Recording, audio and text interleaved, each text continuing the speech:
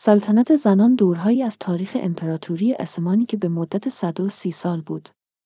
در آن دوره زنان سلطنتی از جمله والده سلطانها، خاصگی سلطانها و حتی دختر سلطان در امور سیاسی و اجتماعی دولت دخالت می‌کردند و حتی به تدریج شخصاً دولت را اداره می‌کردند.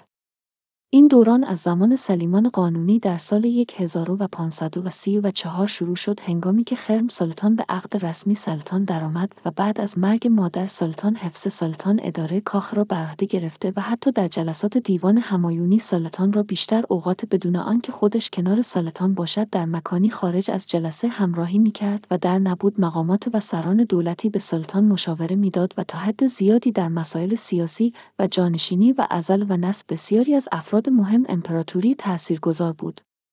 به دنبال آن خاصگی سلطان‌های دیگری در طول قرن‌های 16 و 17 میلادی به عقد سلاطین عثمانی